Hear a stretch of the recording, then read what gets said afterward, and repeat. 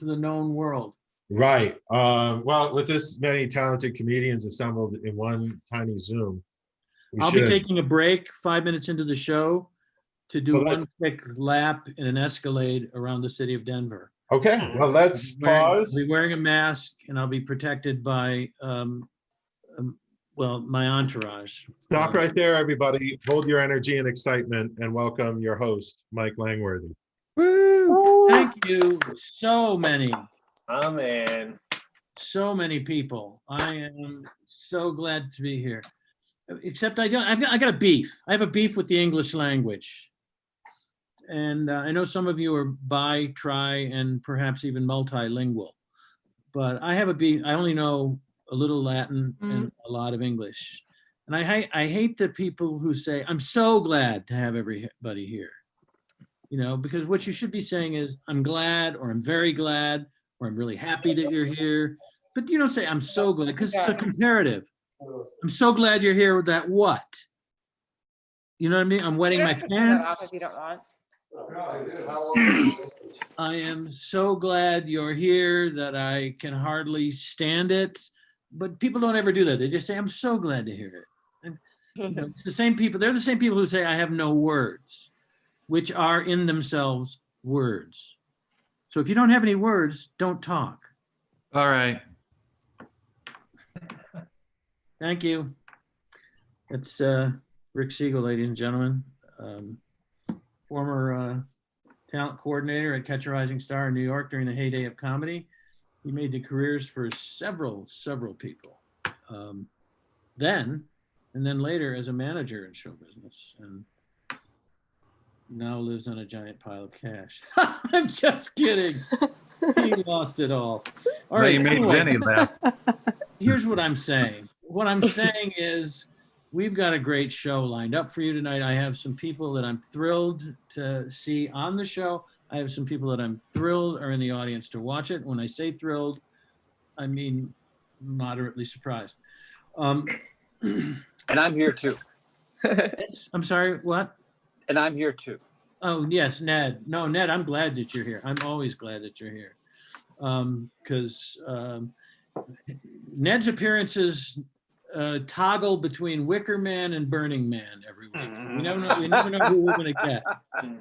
We never know which one we're going to get, but it's always entertaining. Like the movie and the festival, at least we're always entertaining.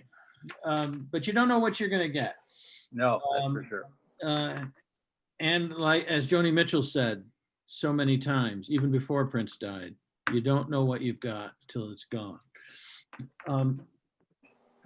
I say Prince because Prince bears the distinction of being the only rock star alive during Joni Mitchell's life that Joni Mitchell did not have a relationship with.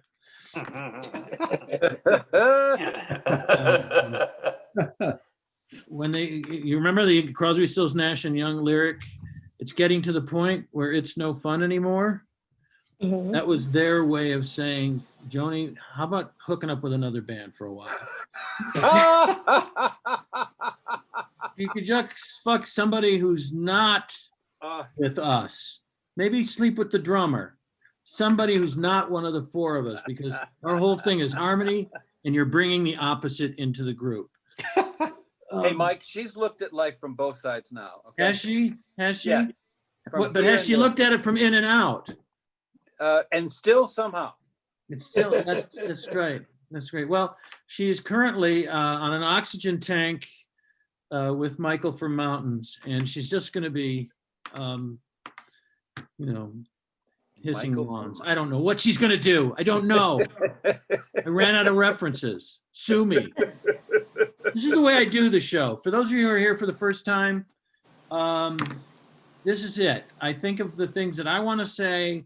I try to say a few of them up front just so that everybody knows they're under no pressure to get laughs, because I'm certainly not gonna.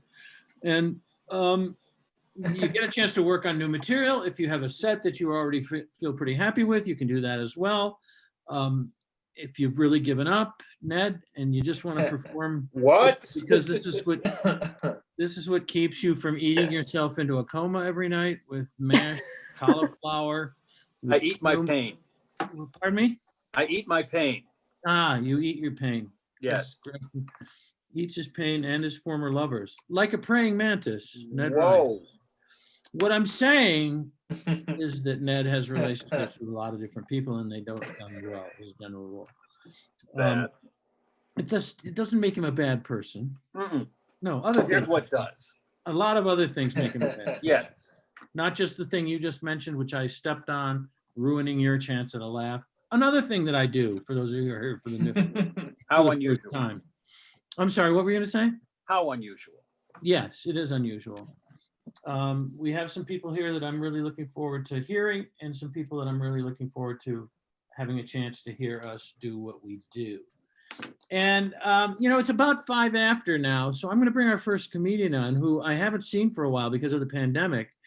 And I did not realize that he was taking advantage of the pandemic to grow his Hammurabi beard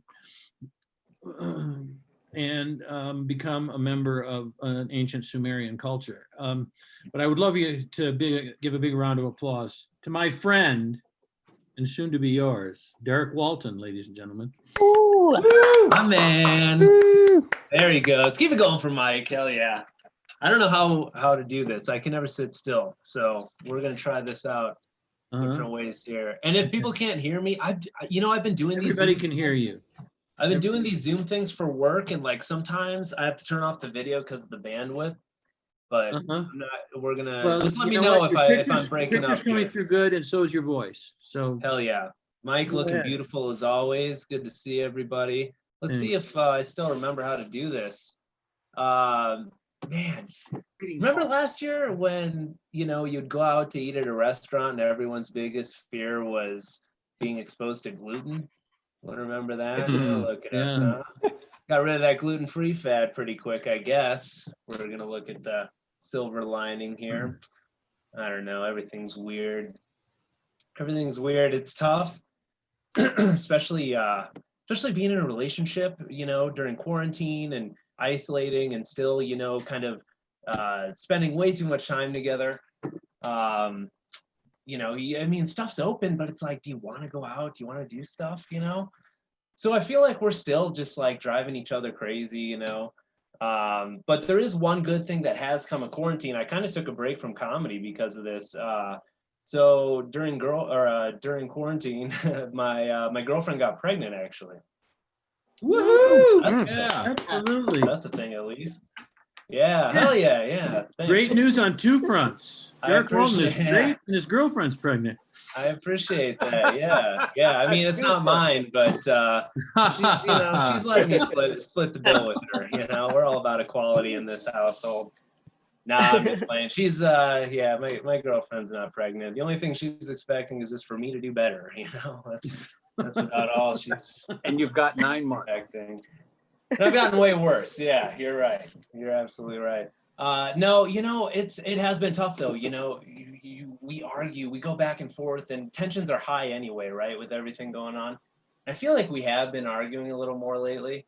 And, like recently she was like, the topic of gender comes up a lot, obviously, especially with the death of Ruth Bader Ginsburg. And so she was like, she's like, God, Derek, I feel like women's voices, just don't get heard as much as they should. Like, women tend to be seen, not heard, right? At least that's what I think she said. I wasn't really paying attention, but it was the way she said it, it was the way it sounded pretty important. No, I'm kidding. These are, I'm just fucking around. I don't have a girlfriend. So what do we got? Everything's fake now. No one knows what to believe anymore. Like everything's fake to everybody. Like fake news, COVID's fake, the Bible isn't real, right? And it's like, okay, time out. First off, if the Bible's not real, then what have I been jerking off to this whole time?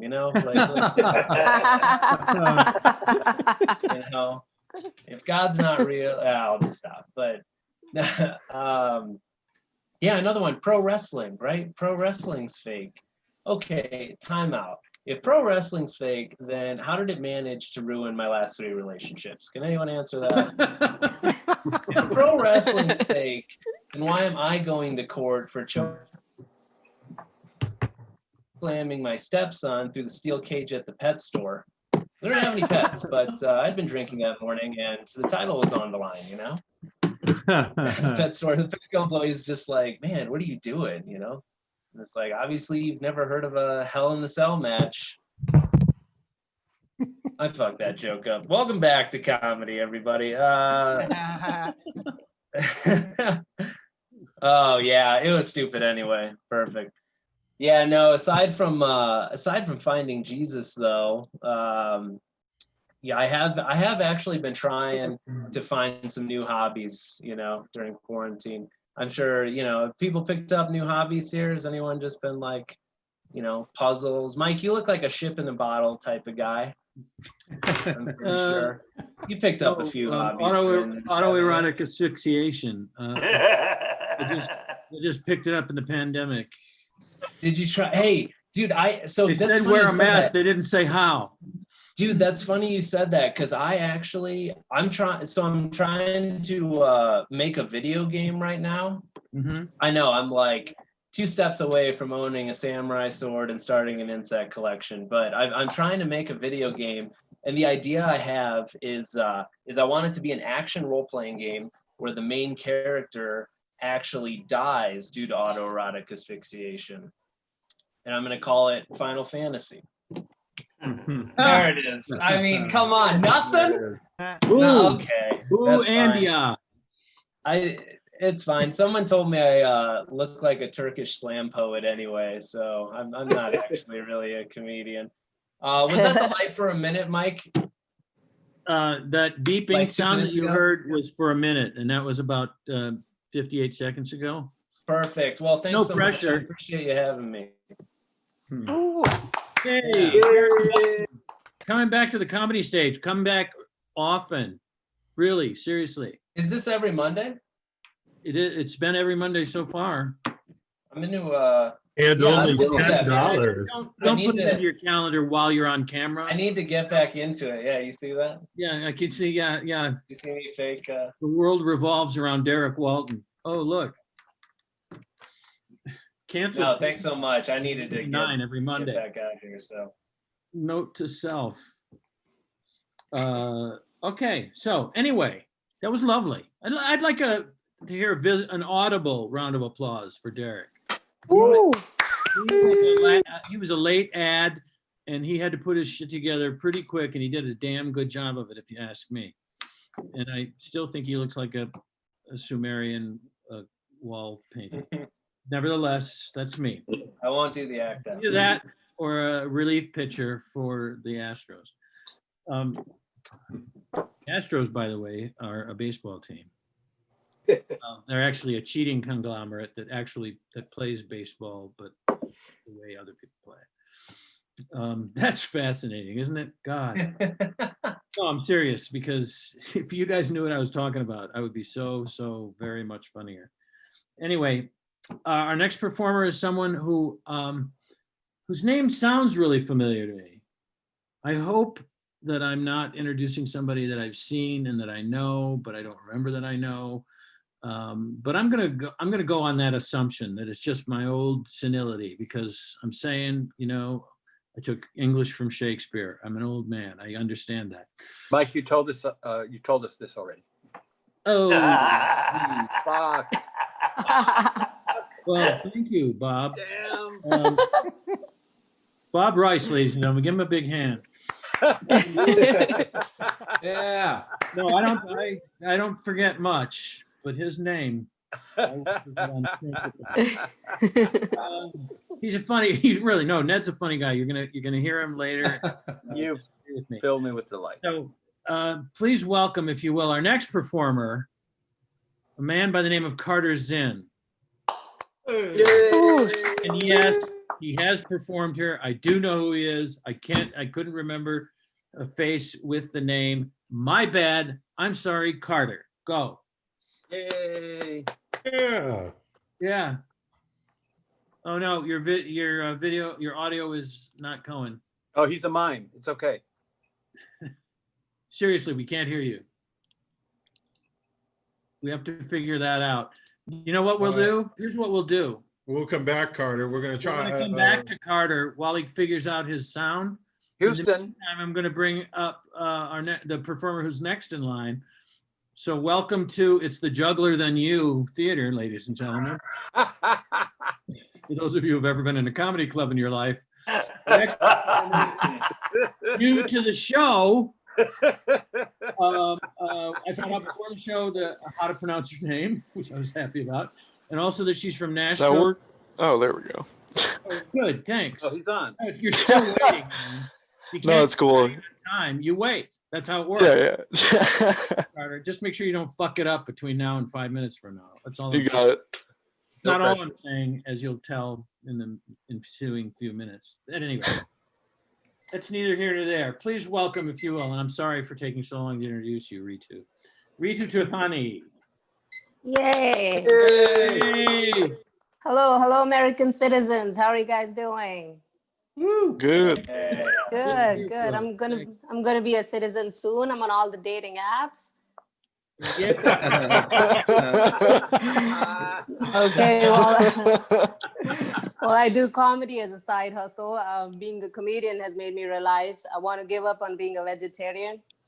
Two attention-seeking skills should not be in one person.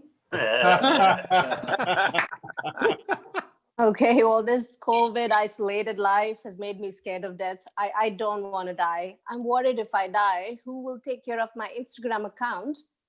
All right, silly joke. Okay, well, I'm single again. Welcome to America. I'm back in the dating world. Last week I went on a date and this guy was like, hey, I really like you. Do you want to come over, watch Netflix and chill? I was like, I don't do Netflix and chill dates. I know what American men want. But if you have Amazon Prime, I'm up for casual sex.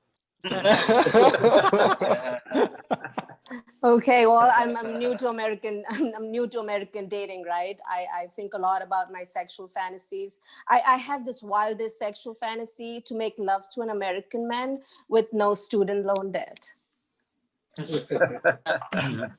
Kinky. Okay, all right. Enough of these dating jokes. In reality, I live in Nashville, Tennessee, and I'm dating a guy in Columbia, Tennessee. I never thought I'll have to cross 3 Cracker Barrels to find love. Talking about dating and sex, we don't have sex education back in India, but I still somehow know how to fake it. All right, that was my take on a dirty joke as an Indian woman. Thank you. All right, if you ever question your existence, think about what avocados go through. They're a vegetable in America, a fruit in Brazil, and an American expensive bullshit in India. All right, well, who votes these dating jokes for good? Who votes these jokes for not good? Oh, well, your votes naturally don't count. You're in America, so I'll do what I want. All right, enough of these jokes, people. I am doing this. I am upgrading my God level, switching from Indian God to Jesus. Indian gods are overweight. You guys have a good-looking, hot Jesus God? Yeah. Yeah, and also because Kanye writes more songs about Jesus. All right, that was a punchline on that joke, which does not work at all. Okay. All right, well, I'm an immigrant, right? I have hard time making American friends. I think we are different. Like I don't have any food allergies. Like I prefer water without ice. The word ice scares the shit out of me. Okay, well, I feel like you guys are loving the American jokes, so we'll keep that going. Yeah. I like American people, but you guys have some weird hobbies, like your obsession with recycling. America, recycling makes you look poor. Please stop doing that. And then blessing people when they sneeze. Why this discrimination? Why not bless people when they fart? Why not? And then and paying for running and calling it marathon. You guys know you can run for free, right? Just making sure. Okay, enough of these American jokes. I'll put an Indian joke in between just to make it a balance. All right, a lot of people talk about problems Indian women face, like gender inequality, rape, and all that. Nobody talks about real problems that we face: body hair. This guy went on a okay. This guy I went on a date with, he said, "You have beautiful hair." I said, "Wait till we explore each other's body. It's the same hair growth on the rest of the body." Okay. All right, I'll end on this one. I have a question for you guys. Is anyone looking to buy brown parents? I'm selling mine. My parents have my parents have a basic common love story. My mom loves my dad, and my dad loves alcohol. All right, I'll end on this one. My dad is a big believer in karma. He said I got divorced because I made fun of someone's divorce. Well, I learned my lesson. I make fun of rich people now. Okay, that's it for me. Thank you so much. Excellent. Woo! 3-2. First of all, really refreshing to see a comedian that's surprised by laughter. Most of us we don't get a laugh, which is counterintuitive because most of the times we don't get a laugh. Love the running commentary, Ritu, because you've taken away our need to decide for ourselves whether your jokes are funny. This news item just in. Amazon Prime membership has spiked in the last 5 minutes. Apparently, there's a lot of people watching the show on YouTube. So, congratulations. You should be getting some texts pretty soon. Our next performer, some of you may have seen him before, 5 minutes before. Yeah. As he had to adjust the key attached to the kite outside his house that makes the You know me too well. a headset. You know, he's got a headset like, oh, hey, look, I'm cool. No, I love it that comedy shows are Air talking Force. now. sound off and have no idea how the internet works. But nevertheless, please welcome, if you will, Carter Zinn. Woo. Woo! Appreciate it, y'all. Sorry about the technical difficulties. I had a beer and I realized my mic was muted the first time. So I don't know if that's my fault or just the alcohol's.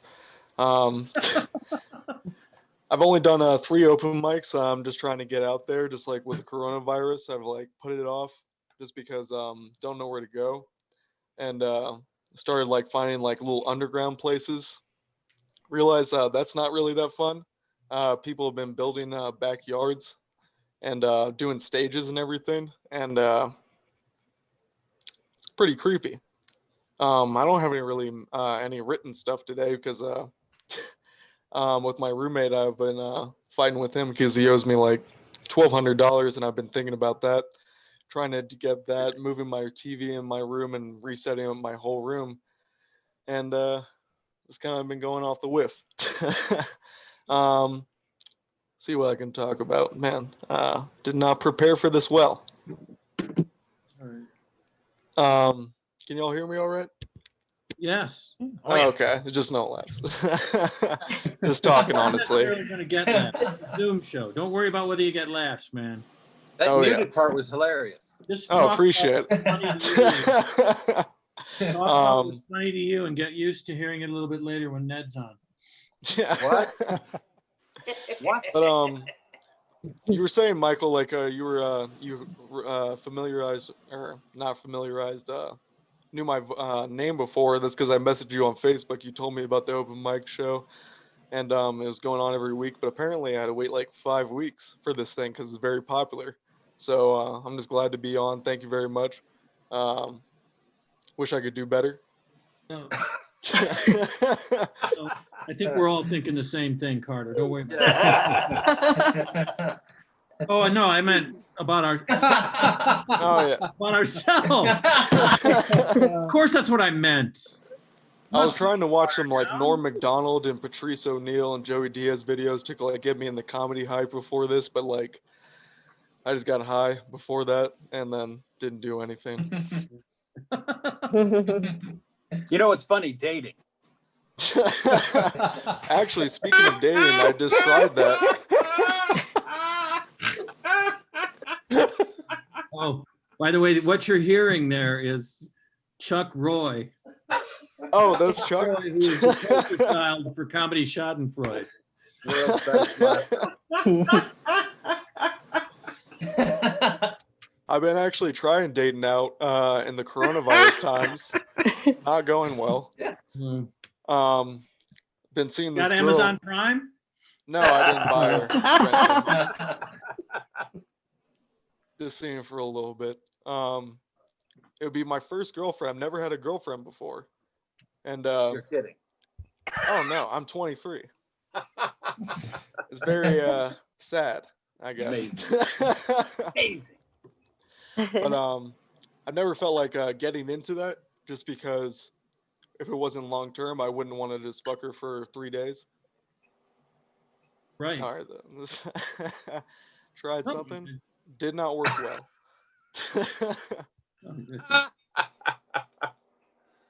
Oh Yeah. man, how many minutes does this go long? This feels like forever. They should really get the. You all listen, here's, let me tell you something. First of all, you have a minute and a half. Oh, okay. 10 Or seconds if you in. want to get off, you can get off. But here's the No. thing. Everybody's laughing because they are remembering when this experience, in my case, the 1,000 times this experience happened to me. Yeah. So don't worry about it. Using I'm the just same trying to- material. I'm just trying to. Mike goes through this twice a week. It's called therapy. Not in my head, I don't. In my head, That's what it is. Oh, I'm hearing the I'm Richard fucking Pryor in my head. I don't know if This you heard time's it because I was talking, but that was the 4-minute thing. So you got a minute to wrap it up. Well, that feels like a long time. I think they should get the children's hospital kids in here so they can feel like they live longer. That one lined up. I was ready for that. Oh man, that's all I really have. No, that Did is that. really funny. I am going to tell my terminally ill daughter that as soon as we get off. Thank you. Oh, no. No, I don't have a terminally ill daughter. Come on, man. It's your son. What makes you think? What makes you think I would do that?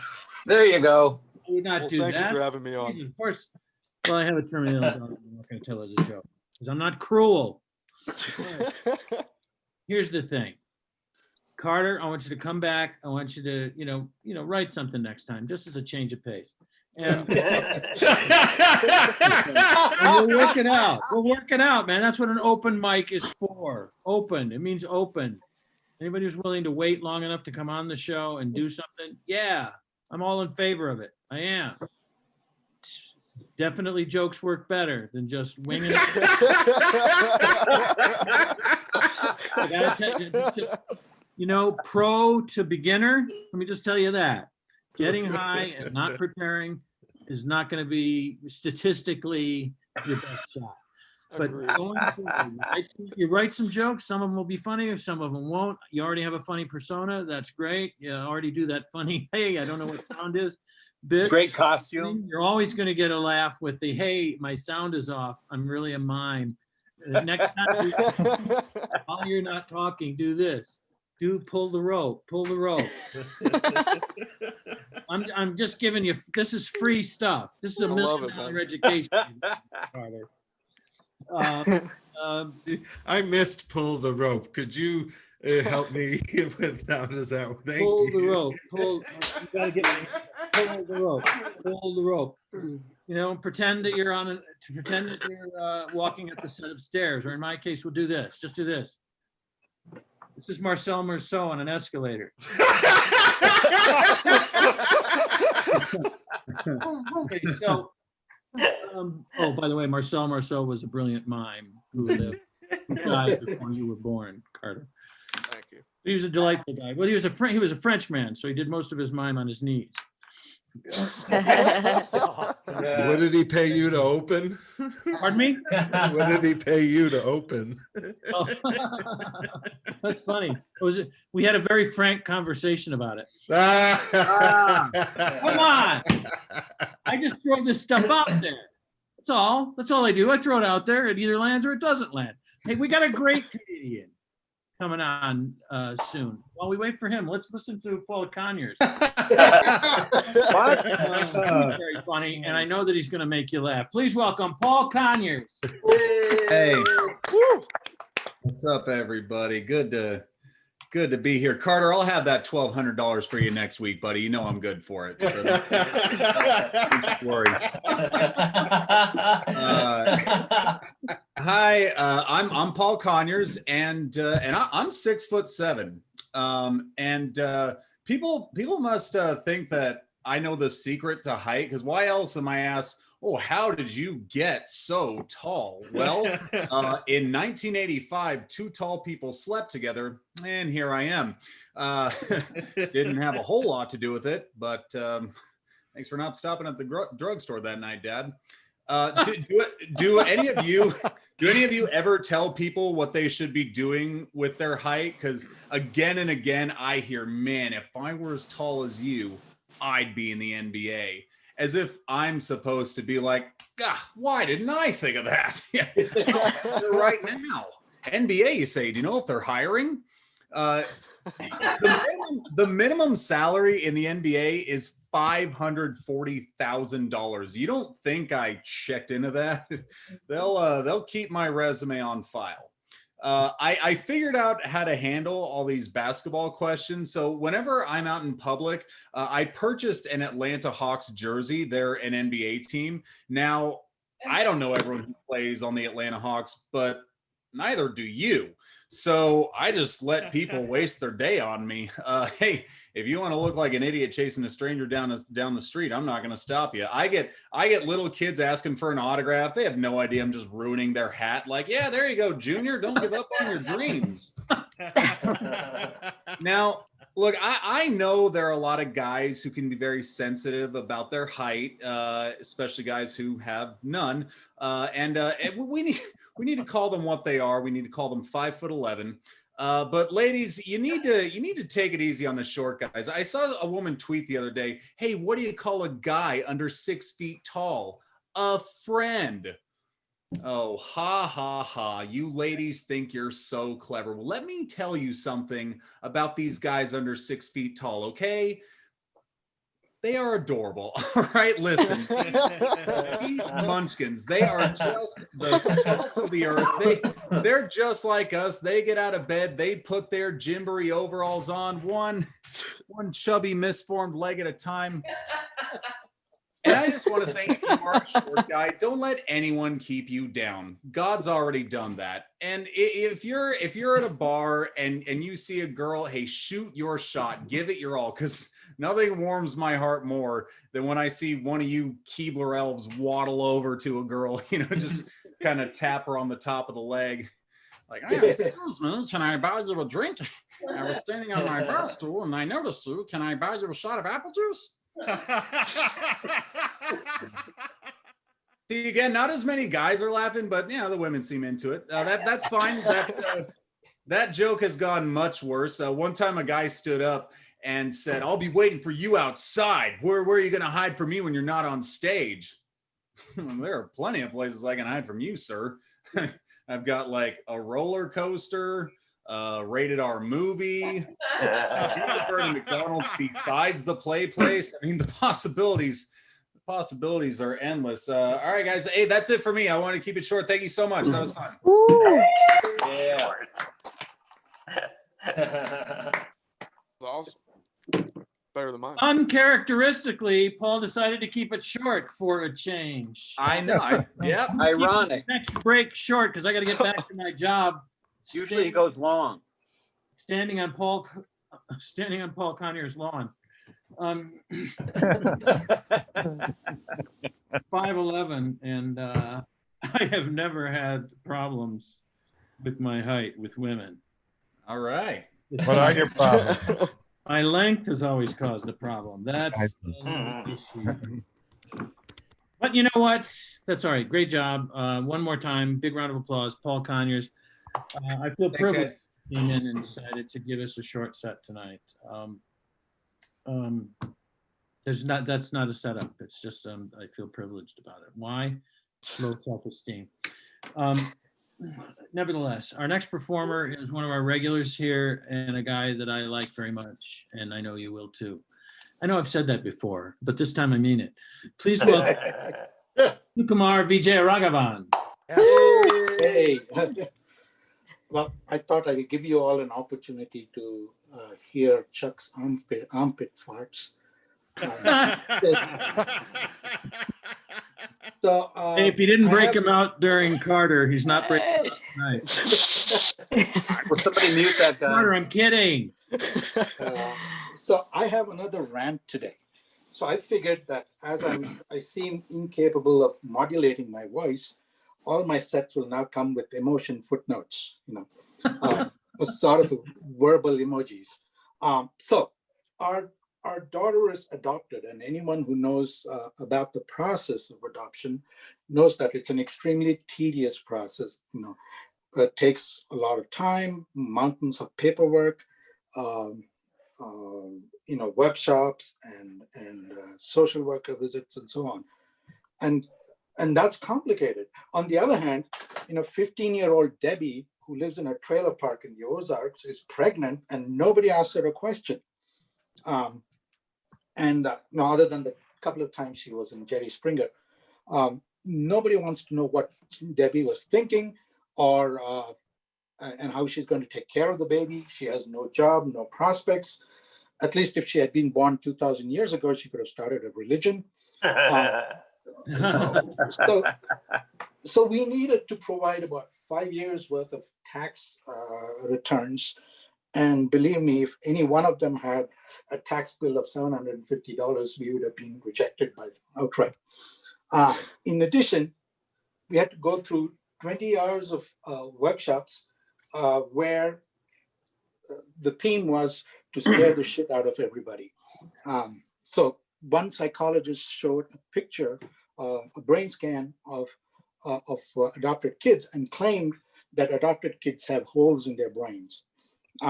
So I was wondering, why are they really scaring the shit out of everybody?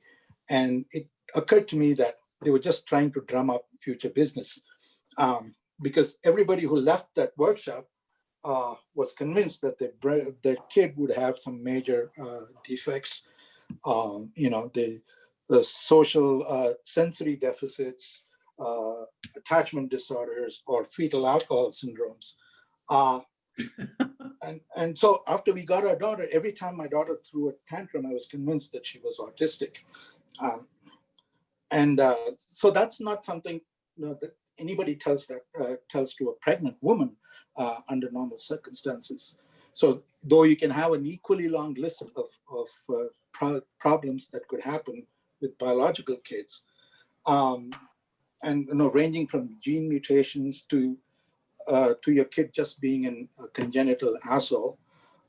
So 2 days before we were to leave to get our daughter, I got a call saying we were 2 credits short and we couldn't go without completing that. So I didn't even know I was doing this for credit.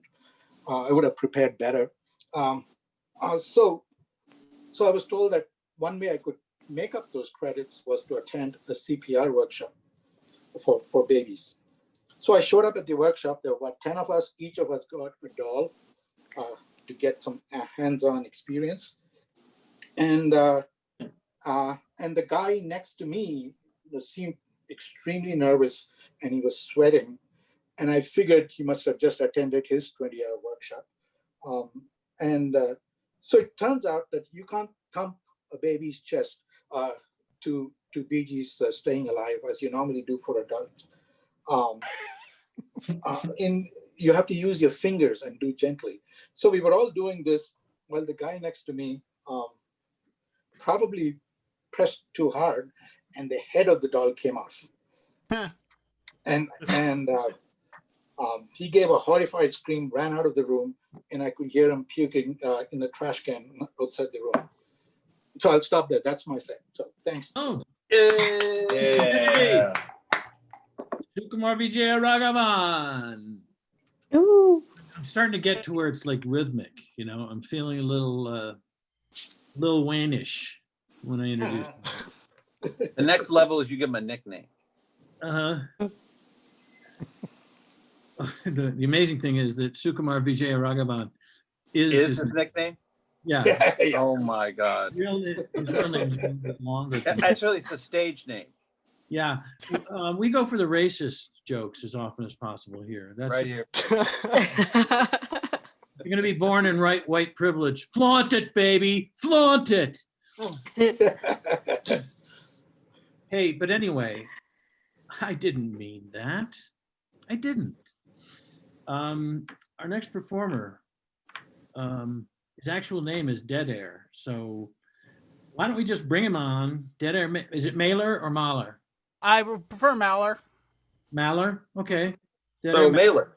You Mailer actually, people should actually be required to call you by your actual name, so you don't have to say you prefer it. You know, I mean, I prefer to be 6'7", like Paul Conyers, but no, I don't get that option. You actually get the option of having your name pronounced the way you want it to. This is Dead Air, Mike. Yes, he's coming on right now. Oh, I see what you mean. Yeah. The I other feel time. stupid because I misunderstood the sort of, well, you know what I'm saying. I think it's better. Dead Air Dennis Maller, ladies and gentlemen. Yeah. Please welcome him. Yay, thank you, everybody. This is great to be here. Wonderful time. All right, let's talk about this. After 15 years at my day job, I was laid off. So I was laid off on a Friday, and then on the following Thursday, I was sitting at home in my good depression boxers when I heard a pounding on the door and a voice from the other side that said, "Boston Homicide Police, is Dennis Maller in there?"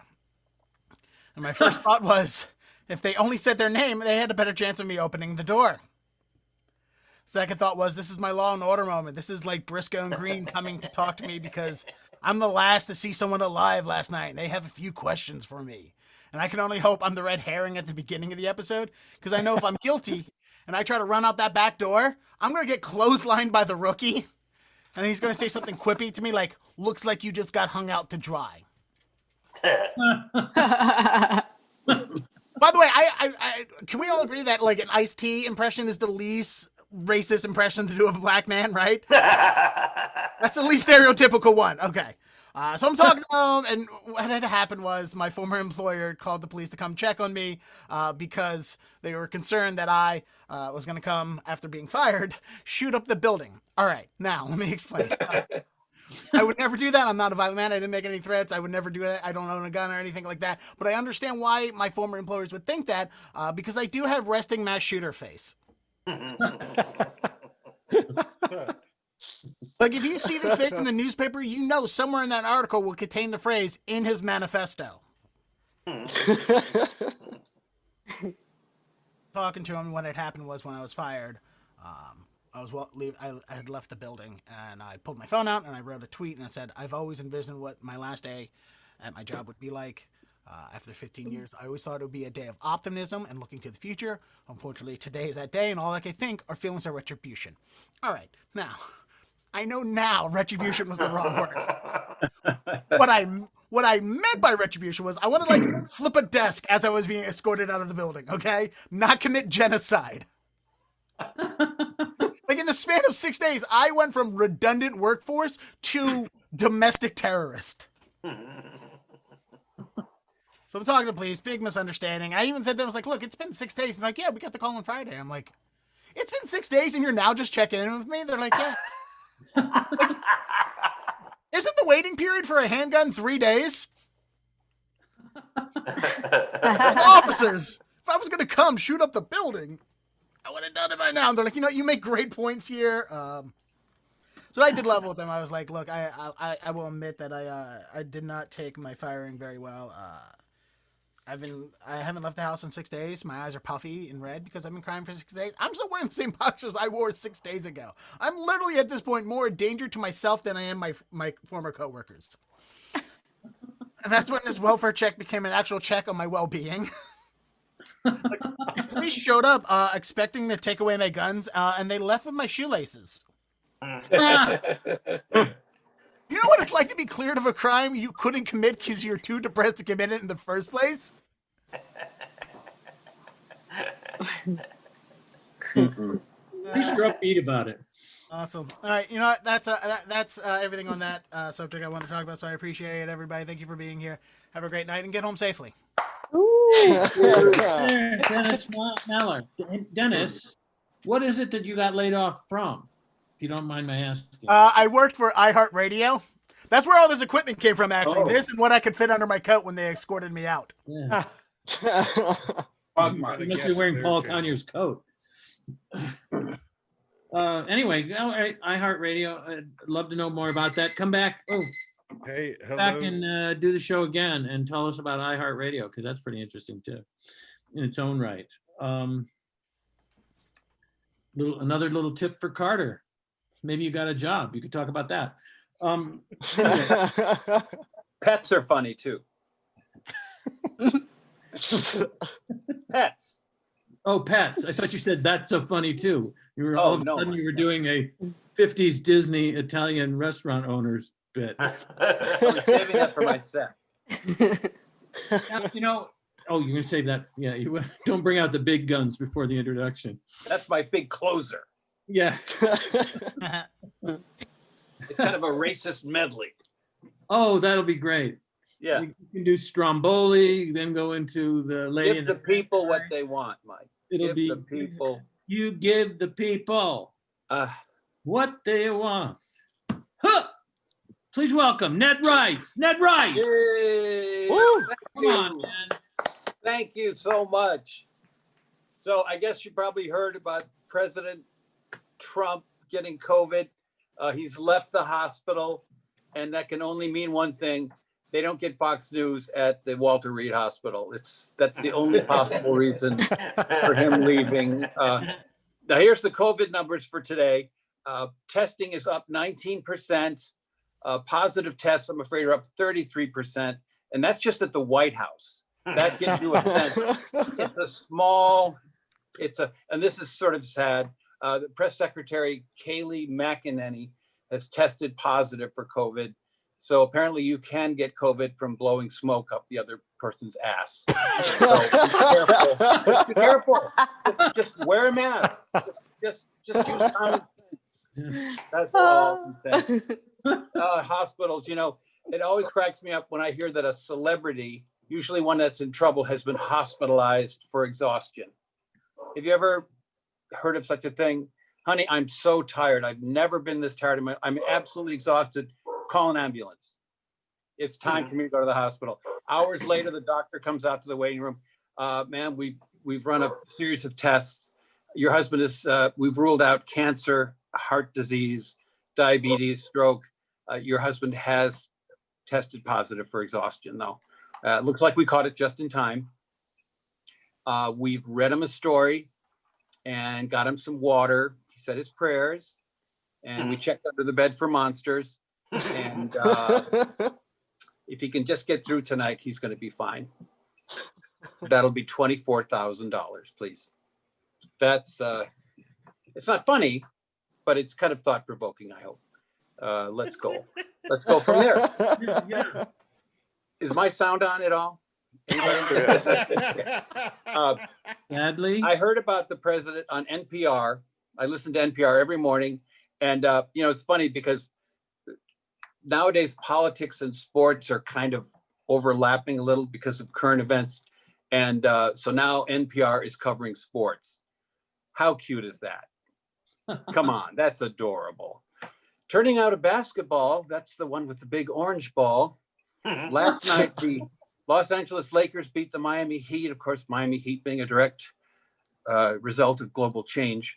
During the Lakers' triple overtime victory, Susan Stamberg caught up with a hot dog vendor who had a unique take on multigrain mustard. Susan?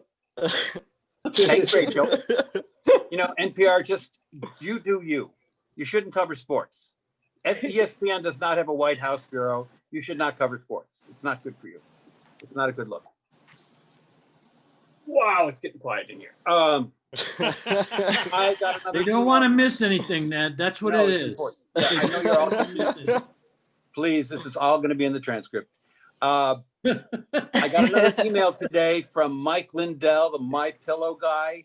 He's a big conservative right-wing kook. And Mike Lindell invented the My Pillow, or as I call it, the fucking pillow. It's a rectangular piece of fluffy material with a cotton cover. That's a pillow, Mike. Okay, get over it. You can't just put the word my in front of something that exists already and call it my. Like, how about if I came out with my wheel? Okay, I just invented the wheel. I think I got some royalties coming. You can't just do that, you know, Mike. Why don't you kiss my ass? Okay, I just invented it. It's not the ass in general. Oh yeah, this guy. And it's weird to me that Mike Lindell is so pro-life. He's so pro-life when you think about how many people have been suffocated with pillows over the years. Like, sorry, grandma, it's time. You know, I would think that Mike Lindell, because I'm pro-choice on pillow suffocation, or as we call it now, sudden old people death syndrome. I think that the choice to suffocate someone with a pillow is between you and your God and the pillow guy. But that's, you know, that's me. And I know it's controversial, but that's kind of my trademark, is being controversial. Elephant in the room time. Why do people say done and done? Why don't you just say done? Then you're done. I think it would save a lot of time. I think it would increase productivity. Same with price point. Why don't you just say price? You know, what's the point thing? Why are you trying to talk me? Anyway. Preach. I've got some issues. My time, everybody. Good night. Thank you. Oh my God. Crazy stuff, right? Yep. Ned Rice, once and again, my favorite So sad. song. So sad. Yeah, he really does a nice job. You know, he's probably top 5 comedians in Scioto, Michigan. Name Ned. I can't imagine 5 people together. There's 8 people that live in Scioto, by the way. Yeah. And he's a fun guy. He really is. Not tonight. Not tonight. Who's a performer on this show, but tonight is watching us on YouTube. And I hope he starts a trend of people who watch on YouTube. A lot of people who watch on YouTube. His name is Raghu Aribatla. He's in Chicago. I don't know if he's in Chicago, but he's from Chicago. And he's been on the show several times, always very funny. And tonight he's watching. I don't know why he's not here. Maybe he doesn't like an old man constantly interrupting him, as if he can't hear what's going on the stage. It may be a quirk that he has that, thank God, the people on this show tonight don't have. Said awesome set, man. Yeah, and you, by the way, Ned, are just as funny as you've always been. And I was afraid of that. Yeah, kind of sad, but let's not belabor it. Here's the thing, Mike. I didn't have any material, and I got really high first. Went full Carter on us. I took his comedy class. It seemed so simple. It was terrible. It actually isn't a class. What it is a bunch of guys out in the parking lot. No, it was just me and him. They're passing joint around going, you know, we can do this. We can do it. Writing's for pussies. It's all right. Anyway, Raghu, thank you for watching the show. Tell all your friends, tell them that they can watch the show live on Monday nights, 8:00 Mountain Time. And I hope to see you back here at the mic next week or sometime very, very, very, very soon. Very soon. Ned, I hope you're back soon too. Our next performer is one of our favorites here. He's a guy who has a job. I always like that in someone who does comedy because you know that they're going to keep their internet long enough to do another show later. Please welcome, if you will, Craig Abramson. Craig Abramson, ladies and gentlemen. Hey, how's it going? And yeah, I got a job. I'm not terribly happy about it, but it's something to do during the pandemic. Anyway, so I got some jokes. I decided to try that approach. write some jokes and perform them, see how that goes. So I'll number them. This is the first one. So Trump just came home from the hospital a couple hours ago. I don't know if you saw that. And they posted a video. And I got to say, I think he looked a little pasty. I'm thinking it's probably a side effect of the bleach. So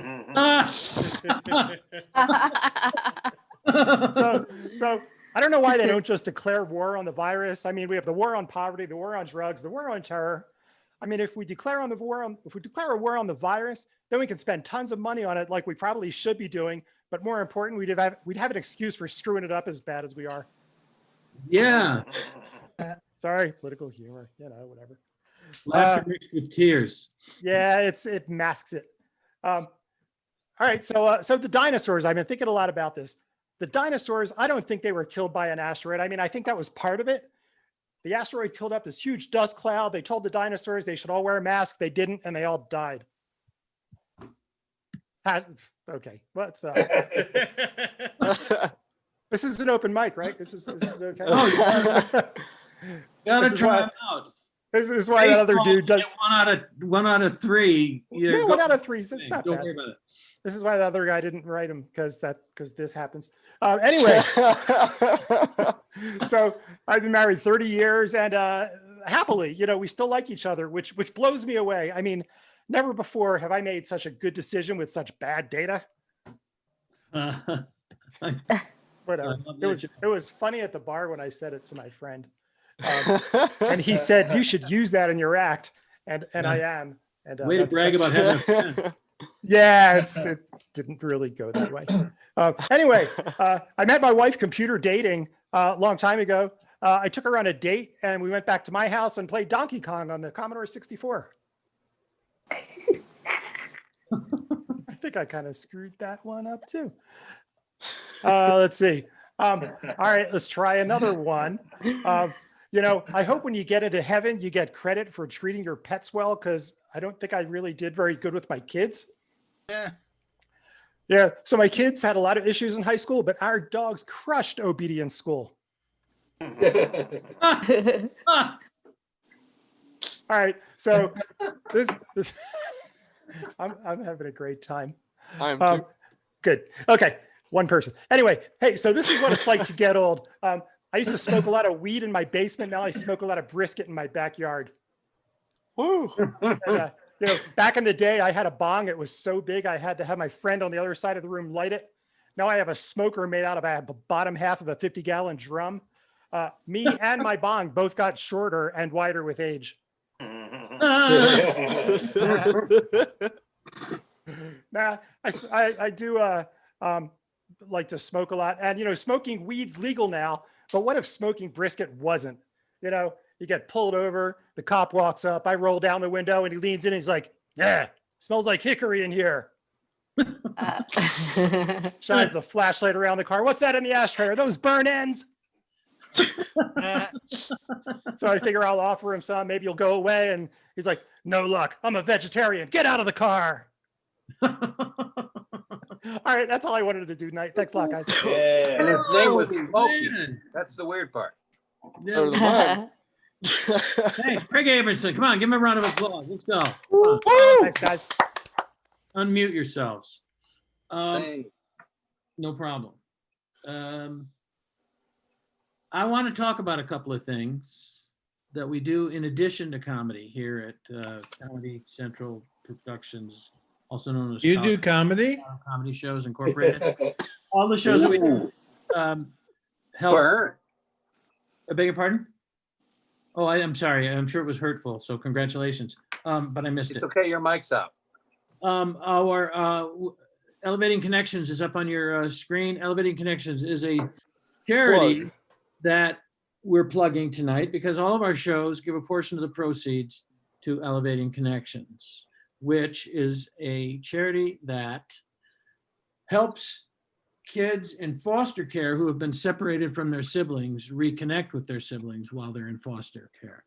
As incredible as it seems, the foster system, in its infinite wisdom, often decides that they will take you out of the danger of whatever situation you're in and then separate you from all of the other people who know you the most and to whom you're the closest. And they helped them reconnect in a lot of ways, and I can go into a lot of details about that. But briefly, they did a fundraiser, which Chuck, our producer on this show, produced and emceed for them, which was a poetry jam, which was a fundraiser, and it made more money than it ever made on any of their fundraisers before that, because of the way in which it was produced and the way in which it was emceed. And that's the way that we're able to help them with some of the money that comes in from the shows that we do. They also do things like help people who have graduated, as they euphemistically call it, from the foster system. When they turn 88, when they turn 18, pardon me, when they turn 18, foster kids are no longer eligible for foster care, but they're not necessarily given a place to live or have acquired any training so that they can get jobs. And so that many of them are homeless. They don't have access to the internet. They don't have iPads. They don't have computers so that they can help get training so they can get gainful employment and find places to live. So Elevating Connections helps them with that. Last year, as of when? From July 2019 to March 2020, 224 people. Chuck, did you want to talk about the special ticket that we have? 224 people emancipated is what they call it from the foster care system. So, and I believe that's at age 24. And so Elevating Connections works with these youth, provide all kinds of connecting events. One is going to be a workshop. I'm going to their camp this Saturday, and then we'll have them perform a show and such. So they'll do some comedy and a little comedy workshop and such. Some of the money goes towards mobile access for education and phone bills turned on, like you said, and we helped one young lady get a tablet. In this scenario, a few of these folks are homeless and such, and this charity is just outstanding at knowing who they are. Not only awareness. It helps that we pay attention to this. I know it takes. We're taking a second, and it surely bums people out. But thank God our headliner is funny enough to laughing again.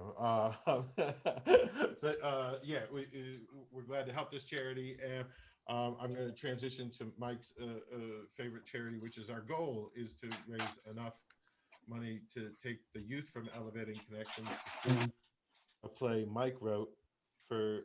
And Mike, I want you, if you don't mind, talk about Magic. Yes, absolutely. We'll return with some very much more comedy.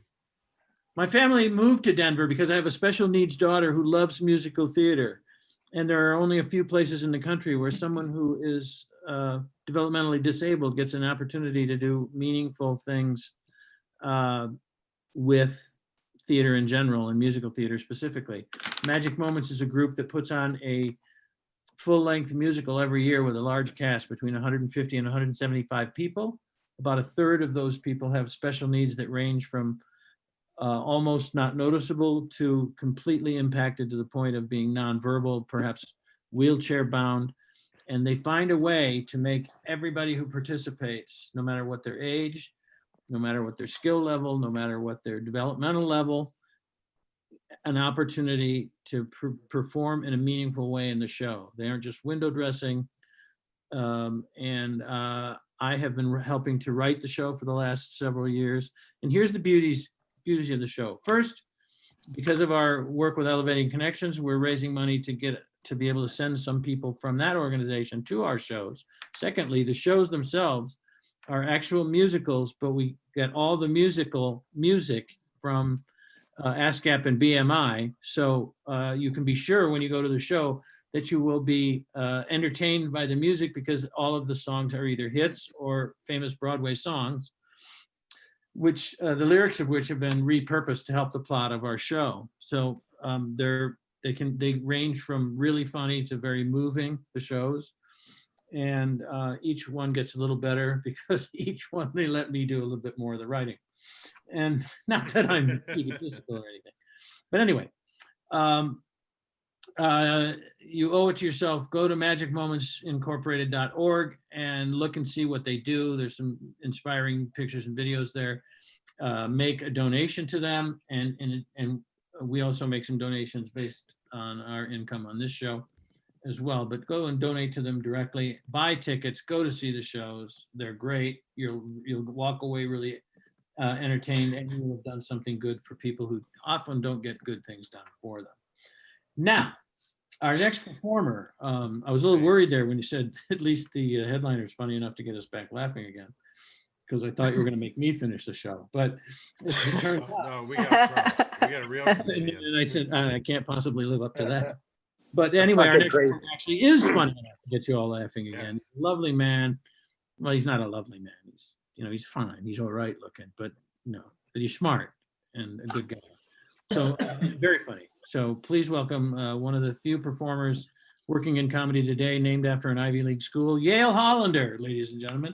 Hey, thank you so much, Michael. Wow, Thank you. And that's what do quite you the introduction. But I'll take it. Hey, I don't know if any of you all heard, other than the last two comics, but President Trump was in the hospital, had COVID-19, and for like almost 2.5 days, I think. And he came home and he's out and he's feeling great. And he says everything is going well, proving once again that this man just knows how to worm his way out of a taxing situation. Now that we're in October, I'm getting ready to roll out another one of my side hustles. I have developed a web-based virtual platform for kids to show off their carved pumpkins to everybody. I am having a little bit of trouble, though, on the promotion side of it, because apparently people have an issue with the name E-Jack-O-Lantern. I don't know what that is.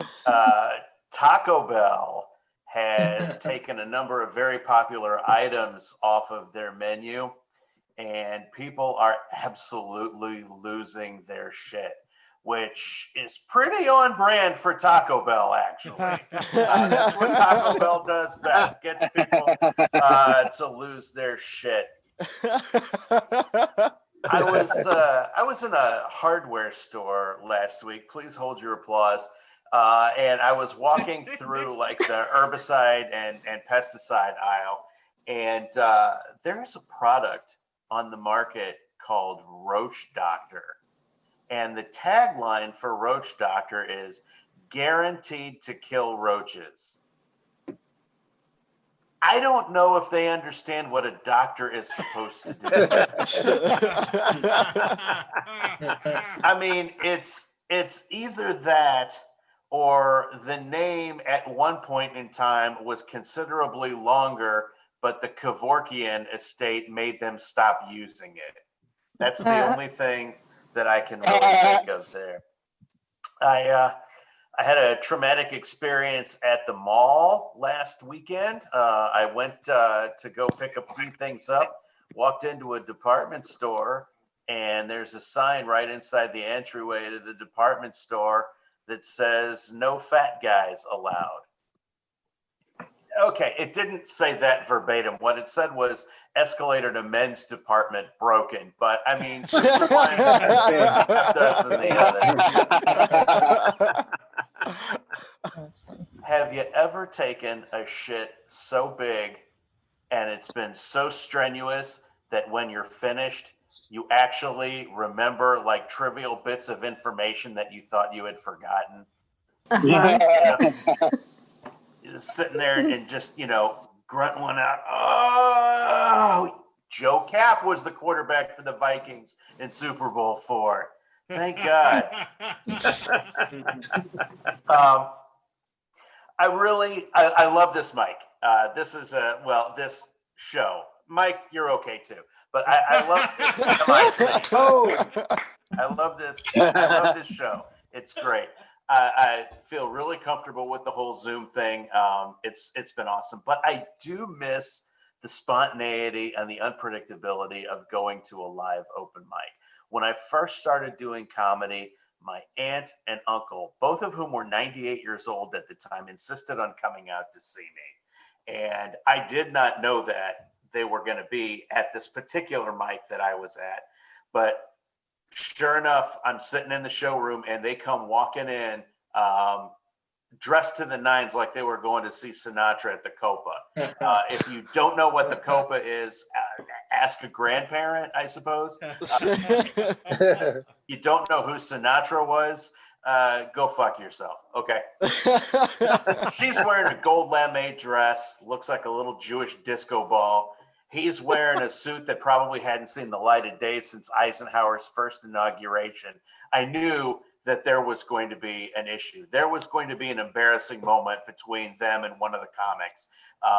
What I did not expect is that it would be the first comic, but it was. Comes out on stage, sees these two shriveled up baked apples sitting in the front row, not a soul behind him for another 40 feet because everybody else in the showroom knew better, gets down on their eye level and says, "Y'all motherfuckers like eating ass." I was floored. I did not know how to react to the fact that they both said yes at the same time.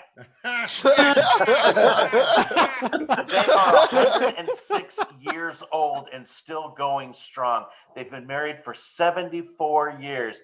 You guys, I always knew there was a fountain of youth. I just didn't think it was there. That's my time. Thank you. That was great.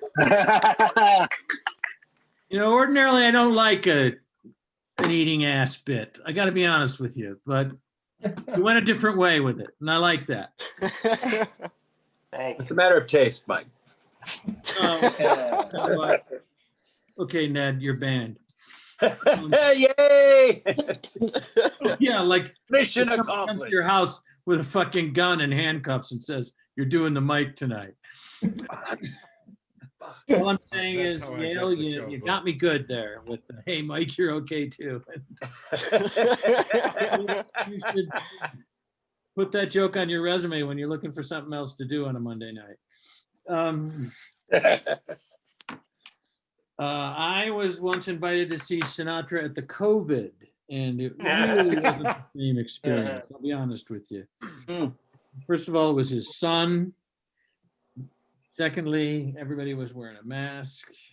And thirdly, none of this bit works. And none of it. I actually had tickets. I actually had tickets to see Frank Sinatra Jr. Was going to take my daughter, and he died like 2 months before the show. Oh my God. And they Yeah. canceled it? No, they shortened.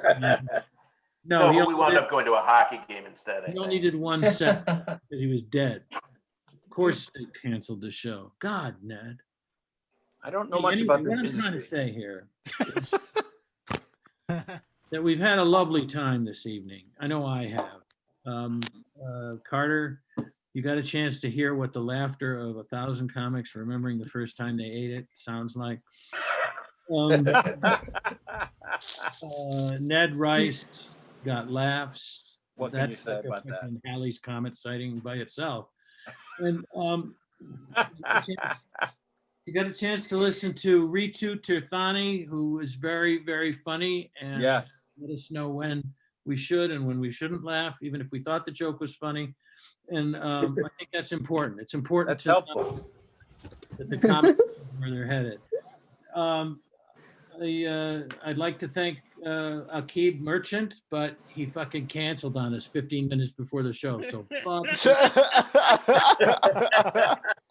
I don't know who Stephen Osborne is, but fuck him too.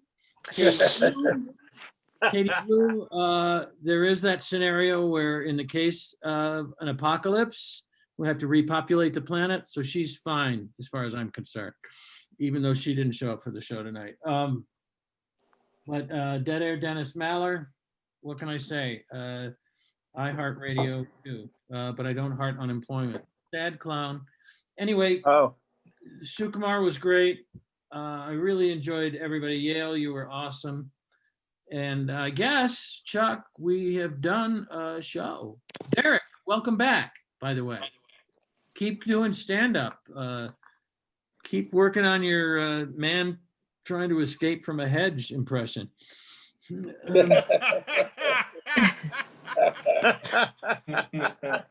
It's James Harden and then you're placing in all the international competitions. See, you Oh get my it. God. This I guy do. gets it. That's fine. I lived in Maine for 7 years. Oh, did you mention Technically Paul? in Maine, you would be called clean shaven. Be remiss in not thanking Paul Conyers. think he did a I would good love job. to thank Paul Conyers. I'd love to thank Ned Rice. I'd love to thank everybody. It was great that Paul came in and did his, I can tell you now, and I hope I didn't interrupt him. I don't think I did one single time, but he was performing a set that he is prepping to do for his audition to get on America's Got Talent. He's moved very quickly up the ladder in show business, and he's got a couple of sets out on, I think, Netflix, I want to say, like shows that he's got, these recordings, and he's dropped an album within the last 3 or 4 months. In addition to that, he was here tonight working on a set, and some of the people who came to watch the show tonight were relatives of mine. Some were friends. Some were people that I don't know. And Chuck, you did a marvelous job of performing. That was just a plug for Elevating Connections. Imagine the laughs you could get with comedy. Right. I'm going to try that one day. Paul Conyers on Amazon Prime. Amazon Prime. I'm so sorry that I said that wrong. I really apologize to all of his fans. Right. And that didn't sound sincere, but I meant it. That's a problem that I have. I have the curse of apparent insincerity. Even when I mean to be sincere, I don't sound like I'm sincere. I don't believe you. See what I mean? Dead air, let me just tell you, Ned Rice knows me personally, and he still doesn't believe. Remember when you introduced Groucho Now you know what it's like to be Melania Trump. Because what I'm saying is, even your wife doesn't believe you, you fucking COVID-ridden fuck. I mean, I'd love to, I don't even want to get into the politics of it. It's just, You work kids' parties, Mike? Well, I don't, but I do contribute to about the it? John Wayne Gacy Foundation every year, and he works kids' parties. Boy, did he ever. He packed them in. Yeah. Wait. He had a full house, you might say. He had a full house. A full house. What I'm saying, because the bodies were in the cross. No. God. Learn, if you're going to come to an open mic, familiarize yourself with the famous mass murderers, if you will. Brush up on your serial killers. That's all I'm saying. Another little tip for you, Carter. Thank you. Get your top I'm gonna 5 know my serial killers. Be able to do a quick Squeaky Fromm reference if you have to. Let us know what David Chapman is up to these days. Just let people know. Do that joke about, hey, roll Sirhan Sirhan and give him a ticket to DC. That was better than my set. Yes. Damning with faint praise. That's Carter Zinn podcast. You might want to check that out. Oh, don't. Anyway, we've got a show every Monday night, and on Sunday nights we do the Apocalypse Comedy Show, which a lot of the start here end up. They don't end up. It's obviously they progress beyond that point as well, but they perform later. If they haven't learned their lesson already. The Apocalypse Show is at 7 p.m. Mountain Time on Sunday evenings. Chuck and I co-host that one. A lot more Chuck, and therefore a lot more funny. And glad you know when it is. Pardon me? I said I'm glad you know when it is. Yeah. What funny is? No, when. Oh, okay. Yeah, Ned, Jesus Christ.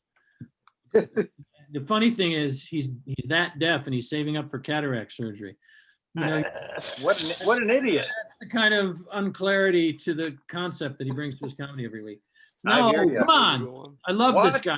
funny. Every week he does a good set, and yet I make fun of him. Why? Why? Because I'm a bad person.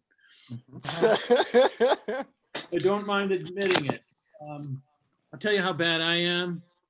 I was once told by Bill Maher to lighten it up. Just be kinder to people. I'm just saying, Wow. that's an indication that somehow you should be a little bit more humane. That puts it in perspective. It does put it in perspective. And you know what? I have a friend. Actually, he's a relative. Seriously? I have a relative who can. Yes, that's true. I do have a friend. And that's the most Whatever anyone has said tonight. Because it's not when you're obnoxious like this. It's difficult. You know what? Never mind. I'm not going to explain them to you. You're going to have to do the homework. You're going to have to do the homework. Pull a Carter Zinn. Get high. Why am I making this? Ooh.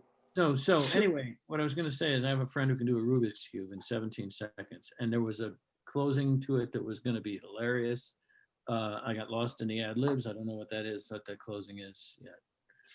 But I'll remember it by next week. Come on back, everybody. So I guess that's officially the end of the show. Am I right, Chuck? All right, now is probably a good time to say thanks to the people on YouTube and that. Oh yeah, the YouTube folks. Oh geez, yeah. I was on YouTube that whole time.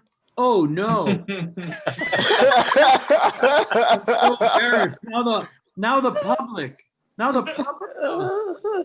How incredibly. You and the dude sitting behind you. Hey, you want to know something about that dude? That is a doll. I do. That's a doll that was made for me by two guys to whom I gave their like second job in show business, first job on a television show. And they are now the directors of 22 Jump Street, 21 and 22 Jump Street, and the Lego movie, and the Lego Batman movie. Oh, never mind. Into the Spider-Verse. Chris Miller and Phil Lord, ladies and gentlemen. Google them. Google them. They liked me enough at one time to make that thing. Well, I found it hanging in effigy in my office, but I like to think it was done with affection. So, anyway, this has been great, and I know I've been wonderful, and I think you have too. So, Chuck,